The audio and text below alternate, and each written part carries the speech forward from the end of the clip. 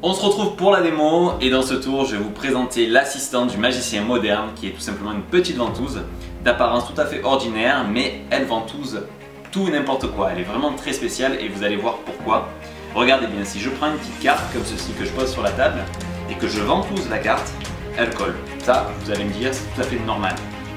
Essayons un peu plus fort maintenant avec deux cartes. Regardez bien, de la même façon, les deux cartes se collent. Incroyable. On va le faire encore plus fort, une troisième peut-être. Que vous le croyez ou non, si on programme la petite ventouse et qu'on appuie, ça marche aussi avec 3. On pourrait même faire avec 4 cartes. Regardez bien. 1, 2, 3 et 4. Juste comme ceci. Et pourtant, la ventouse est capable de ventouser les 4 cartes. Mais poussons l'expérience encore plus loin en prenant par exemple un paquet, peut-être à peu près la moitié du jeu. Et si on regarde, ça marche. On va le faire encore plus loin, encore plus fort, avec cette fois le jeu complet. Et pourtant, grâce à la ventouse, ça marche aussi. Incroyable, n'est-ce pas? Mais essayons de pousser l'expérience encore plus loin avec le jeu de cartes. Imaginons que le spectateur choisisse un chiffre entre 1 et 10, celui de son choix, vraiment, libre à lui. Imaginons pour l'exemple qu'il choisisse le 7. Il suffit de prendre la ventouse, de la programmer, comme ceci. Et maintenant, si on ventouse le jeu, on peut voir qu'elle attrape quelques cartes, et si on regarde, 2, 3, 4, 5, 6 et 7 cartes.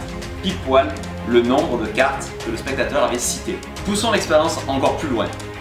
Demandons cette fois au spectateur de choisir un chiffre entre 10 et 20, peu importe celui de son choix. Imaginons que le spectateur choisisse le 14.